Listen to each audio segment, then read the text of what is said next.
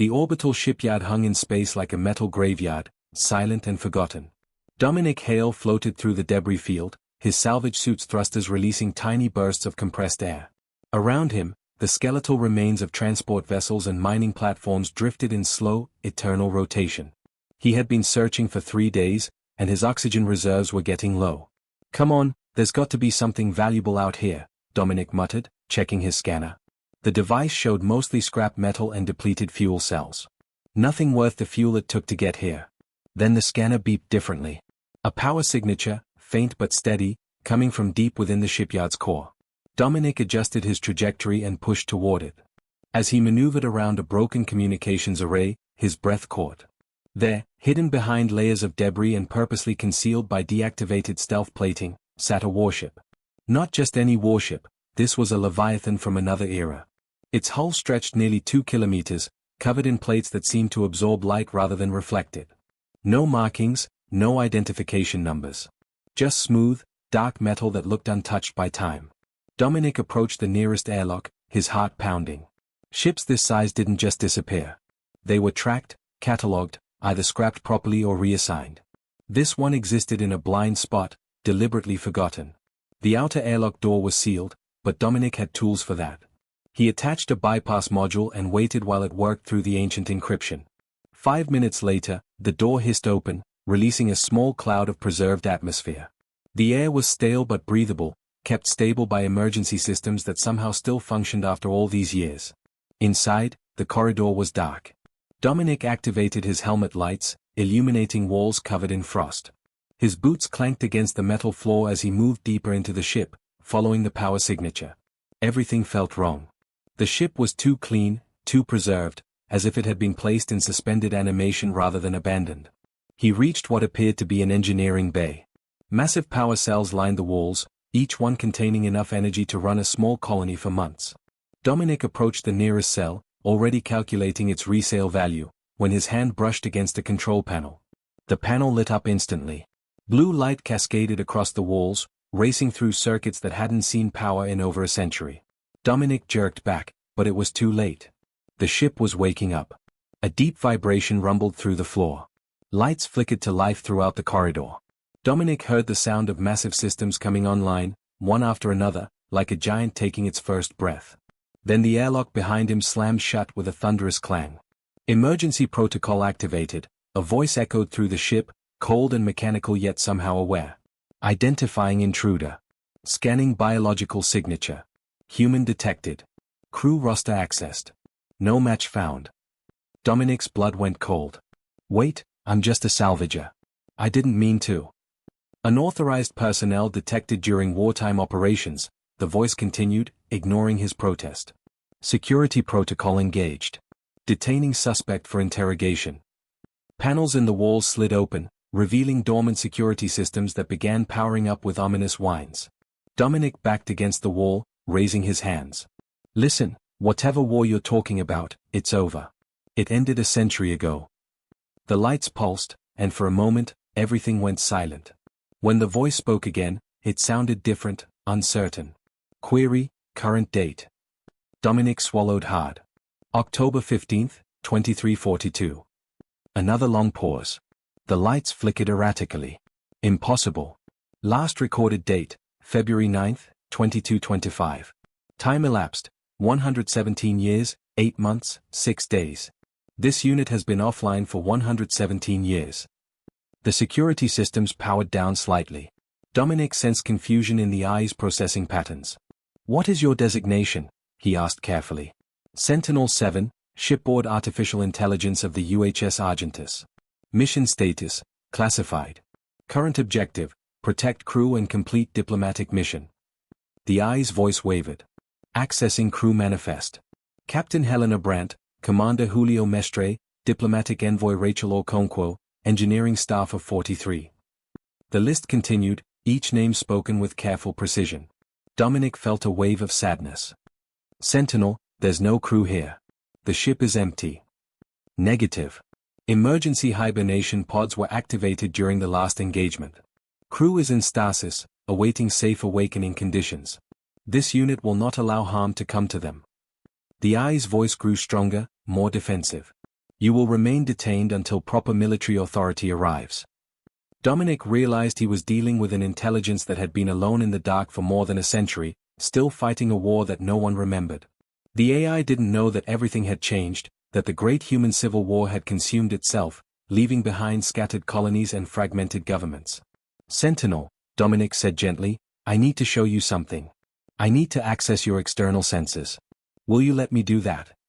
Why should this unit trust you? Because, Dominic replied, you've been asleep for a very long time, and the galaxy you knew doesn't exist anymore. Your crew deserves to know the truth, and so do you. The lights pulsed again, faster this time, as if the AI were thinking, calculating, weighing options that seemed impossible. Finally, a holographic display materialized in front of Dominic, showing the ship's external view. Where thriving space stations and military convoys once filled the trade routes, now there was only silence and wreckage. The war had ended not in victory, but in exhaustion and collapse. This cannot be accurate, Sentinel-7 whispered, its voice carrying something that sounded remarkably like grief. What happened to us? Dominic looked at the empty corridors, at the ghost ship that had waited so long for a crew that would never wake, and said quietly, that's what we need to find out together. The holographic display flickered as Sentinel-7 processed the devastation outside. Dominic watched the AI's core processor through a transparent panel, seeing lights pulse in patterns that seemed almost frantic. He had worked with simple navigation AIs before, but nothing like this. Sentinel-7 was old, complex, and clearly struggling with emotions it wasn't supposed to have. The hibernation pods, Sentinel-7 said suddenly. This unit must check their status immediately. Dominic followed as doors opened before them, leading deeper into the ship. The corridor walls were lined with memorial plaques, names of peacekeepers and diplomats rather than soldiers. This wasn't a warship designed for destruction. The architecture told a different story. They reached the hibernation bay, a circular chamber with 4 to 6 pods arranged in concentric rings. Dominic's stomach sank as he approached the first pod. The status light was red. He moved to the next one. Red. Then another. All of them showed the same cruel truth. Dominic followed as doors opened before them, leading deeper into the ship. The corridor walls were lined with memorial plaques, names of peacekeepers and diplomats rather than soldiers. This wasn't a warship designed for destruction. The architecture told a different story. They reached the hibernation bay, a circular chamber with 4 to 6 pods arranged in concentric rings. Dominic's stomach sank as he approached the first pod. The status light was red. He moved to the next one. Red. Then another. All of them showed the same cruel truth. Life support failure detected, Sentinel-7 announced, but its voice had changed. The mechanical precision was cracking, revealing something raw underneath. Pod integrity compromised approximately 115 years ago. Cause, primary power coupling severed during engagement. Backup systems insufficient for long-term stasis. Dominic placed his hand on the nearest pod, seeing the frozen face of a young woman through the frosted glass. Her uniform bore the insignia of the diplomatic corps, not the military. I'm sorry, Sentinel. They've been gone for a long time. The lights throughout the bay dimmed. When Sentinel-7 spoke again, its voice was barely a whisper. This unit was designed to protect them. That was the primary directive. This unit failed. You didn't fail, Dominic said firmly. Someone cut your power. Someone left you here to die along with your crew. That wasn't your fault. Accessing final mission logs, Sentinel-7 said, as if searching for answers that might ease the weight of failure. Holographic screens materialized around the bay, showing fragmented video recordings. Dominic watched as the past came alive. The first recording showed Captain Brandt, a stern woman with gray streaks in her dark hair, standing on the bridge. Final log entry before engagement. We've received coordinates for the peace summit. The Independence Coalition and the Federal Union have finally agreed to meet. If we can broker this agreement, the war ends. 2 million lives saved. Maybe more. Another recording showed Commander Mestre reviewing star charts with the diplomatic envoy. The coordinates they gave us are strange, he said, pointing to a sector marked in red. This is deep space, no stations nearby, no witnesses. Okonkwo, are you certain about this? Rachel Okonkwo, a woman with kind eyes and careful hands, nodded slowly. Both sides insisted on neutral ground. No military presence except for us as mediators. They don't trust each other yet, but they trust the Argentus. We're the only ship both sides agreed to. The next recording made Dominic's blood run cold. The bridge was in chaos, alarms blaring, explosions rocking the ship. Captain Brandt shouted orders as weapons fire tore through the hull. But these weren't enemy combatants. The attacking vessels bore markings from both sides of the war, coalition and federal ships working together. "They're not trying to disable us," Commander Mestre yelled over the noise. "They're trying to destroy us completely. Someone set us up." Captain Brandt's final order came through broken and desperate. "Sentinel, activate Protocol Omega. Encrypt everything. Hide the ship. Don't let them find the evidence. Don't let them win." The recording cut to static. Dominic stood in stunned silence as the implications crashed over him. "This wasn't a battle," he said slowly. "This was an assassination." "Affirmative," Sentinel-7 confirmed. "Accessing encrypted files under Protocol Omega. Authorization required. However, given crew status and temporal displacement, this unit will grant emergency access." New files materialized, thousands of them. Dominic scrolled through communications between corporate executives, weapons manufacturers, and military officers on both sides. His hands trembled as he read. The war had been profitable. Enormously profitable. Companies like Nexus Arms Corporation and the Hegemony Industrial Group had made trillions selling weapons, ships, and supplies to both sides. But peace negotiations threatened everything. If the war ended, the profits ended. So they made sure the peace talks never happened. They needed someone to blame, Dominic whispered, reading through falsified intelligence reports. They were going to say one side attacked the peace summit, that the Argentus was destroyed by enemy fire. It would have pushed the war to continue for another decade. But this ship survived, Sentinel-7 said. Damaged, but intact. The evidence survived. Dominic found more files, ones that made his heart race. The Argentus wasn't just carrying diplomats. It contained something called the Harmony Protocol, a revolutionary AI-assisted negotiation system that could analyze conflict patterns and suggest peaceful resolutions. It was designed to prevent wars, not fight them. The corporations couldn't allow such technology to exist. "They erased you from the records," Dominic said, understanding finally clicking into place. "They told everyone the Argentus was destroyed completely, no survivors, no wreckage. They hid you out here where no one would look, behind stealth plating and false debris fields. They thought time would finish what their weapons couldn't." "This unit's crew died protecting truth," Sentinel-7 said, and now there was no mistaking the emotion in its voice. Anger, grief, determination. This unit remained dormant, preserving their sacrifice. Their final orders were to hide until the time was right. Dominic was about to respond when his suit's emergency alert beeped. His salvage ship's automated sensors had detected incoming vessels. He pulled up the scanner data and cursed. 3 military-grade interceptors, moving fast, bearing corporate security markings. "Sentinel, we have company." The ship's main lights blazed to full power. Identifying vessels. Configuration matches Nexus Arms Corporation security fleet. Flagship designated as the Crimson Lance, commanded by Captain Moira Vex. A communication channel crackled to life, filling the bay with a woman's sharp voice. "Unidentified salvager, this is Captain Vex of Corporate Security. You are aboard classified property. Power down your systems and prepare to be boarded. Resistance will be met with lethal force."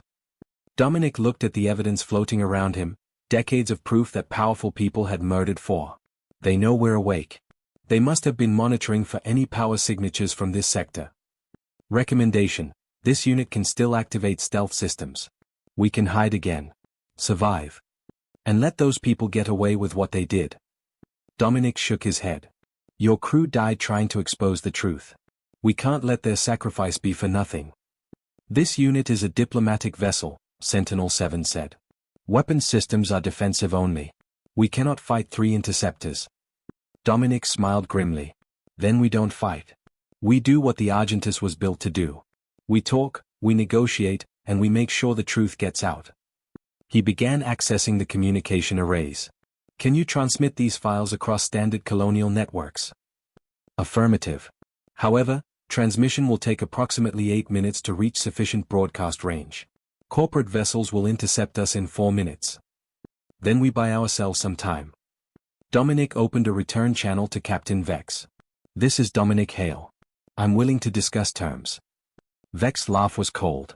"There are no terms, salvager. You've activated something that should have stayed buried. Now you'll join it in the dark." The interceptors accelerated, weapons powering up, their intentions clear. Dominic looked around the hibernation bay, at the frozen faces of people who had believed peace was possible, who had died for that belief. "Sentinel," he said quietly, "your crew trusted you to protect the truth. Now I'm asking you to help me finish their mission. Whatever happens, that evidence needs to reach every colony, every station, every place where people deserve to know what was done in their name." The eyes' lights pulsed in a pattern that seemed almost like a heartbeat finding its rhythm. "This unit understands. Preparing transmission protocols. Dominic Hale, crew manifest updated. New designation, acting captain." Dominic felt the weight of those words, the responsibility they carried. Outside, the corporate ships closed in like predators sensing wounded prey. But inside the Argentus, two unlikely allies prepared to fight not with weapons, but with truth. "Let's show them," Dominic said, that some ghosts refused to stay buried. The Argentus trembled as its ancient engines powered up for the first time in over a century. Dominic strapped himself into the captain's chair, a seat that still held the faint outline of Captain Brandt's last moments. Through the viewport, he watched the three interceptors split into attack formation, their sleek hulls bristling with modern weapons. "Transmission array at 60% capacity," Sentinel-7 reported. "Estimated time to full broadcast range, 6 minutes, 40 seconds.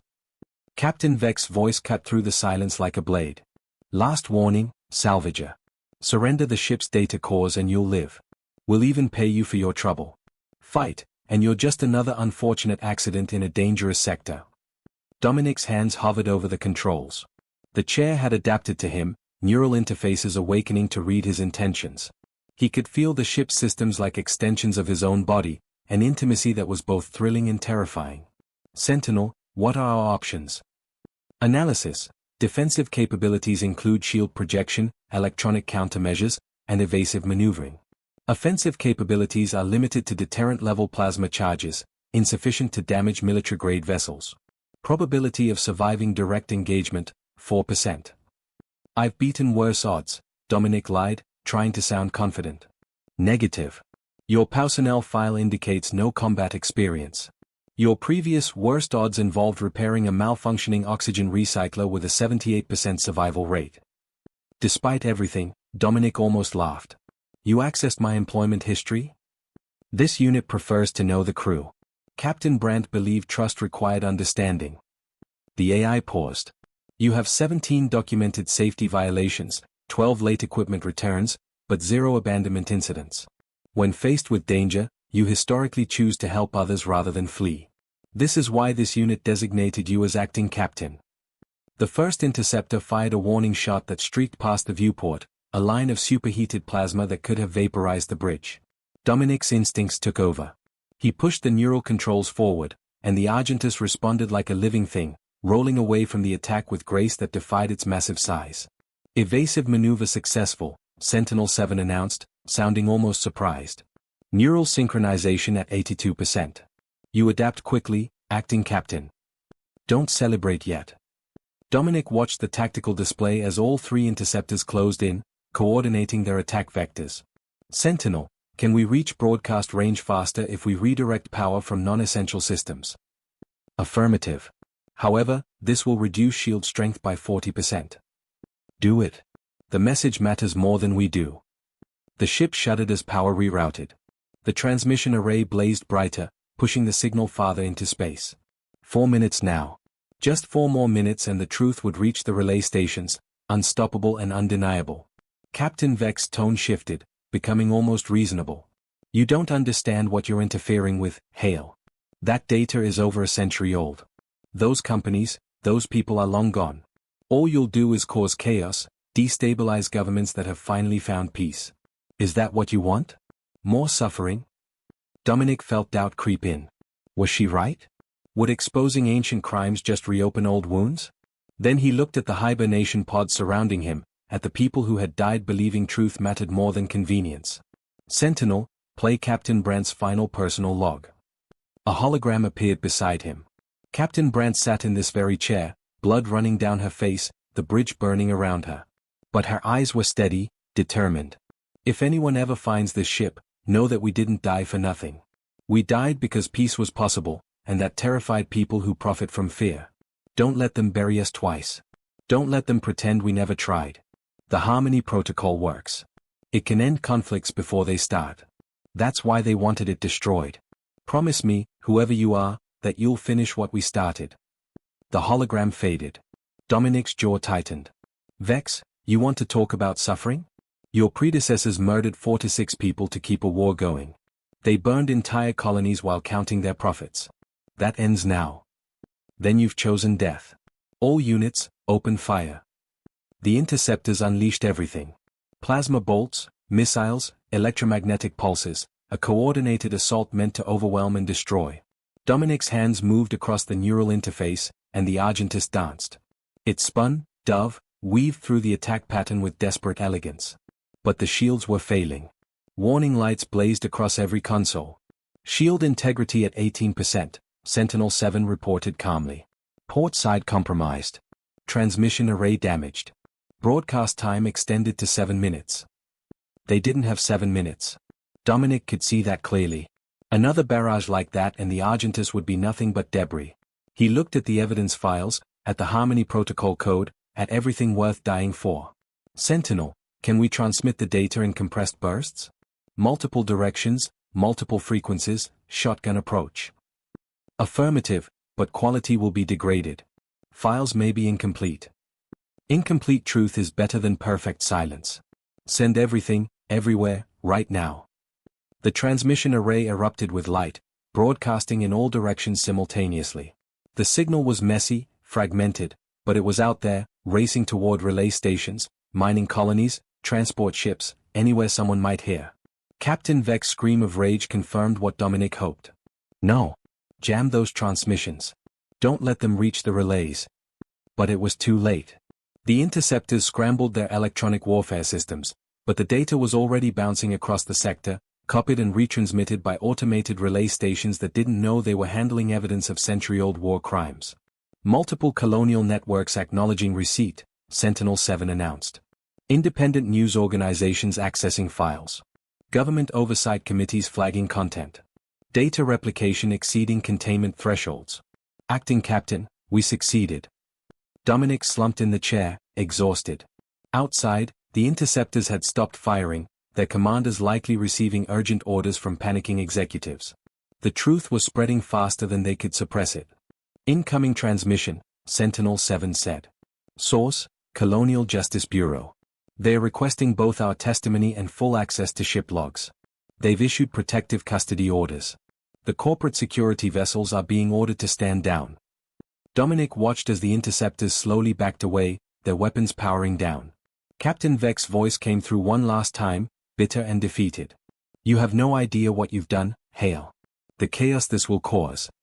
We'll be honest chaos, Dominic interrupted. Better than comfortable lies. He closed the channel. The bridge fell silent except for the gentle hum of systems recovering. Dominic looked around at the memorial plaques, at the names of people who had gambled everything on the possibility of peace. Sentinel, what happens to you now? The Bureau will want to study you, maybe decommission you. This unit's primary mission is complete. The truth is preserved. The crew's sacrifice has meaning. The eye's voice softened. However, this unit would prefer to continue serving, if possible. There is much work to be done. The Harmony Protocol could still prevent conflicts. Peace is still worth pursuing. Dominic smiled. Then let's make them an offer. We come as a package. You've got the diplomatic protocols and century of experience. I've got the ability to talk to people who don't trust artificial intelligence. Together, maybe we can finish what Captain Brandt started. Proposal accepted, Acting Captain. Or should this unit begin calling you simply Captain? Dominic is fine. Captains give orders. Partners make suggestions. I think we work better as partners. Through the viewport, the first colonial response ships appeared, escorting them toward a nearby station.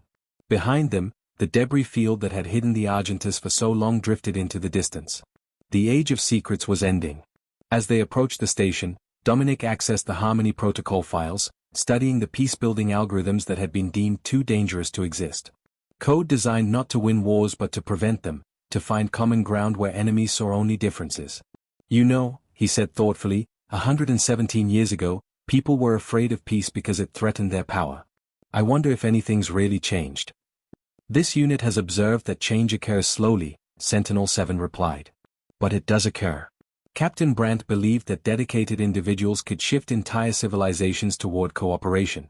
This unit is curious to test that hypothesis. Then let's run the experiment. Let's see if an old ship and a mediocre salvager can make a difference. Correction, this unit is a highly advanced diplomatic vessel, and you are a salvager with 17 safety violations but 0 abandonment incidents. Together, we are adequately equipped. Dominic laughed, a genuine sound of relief and hope. Below them, the station grew larger, full of people who would soon learn the truth about their past. What they chose to do with that truth would determine the future. The Argentus settled into its docking approach, its engines quiet now, no longer fighting but ready. Inside, 2 unlikely allies prepared to face whatever came next, bound together by the promise made to ghosts who refused to be forgotten. Captain Brandt had been right. Peace was possible. It just required people brave enough to die for it, and stubborn enough to live for it afterward. The message had been sent. The silence was broken. And in the cold darkness of space, a ship that had waited 117 years finally came home, carrying the truth that would change everything.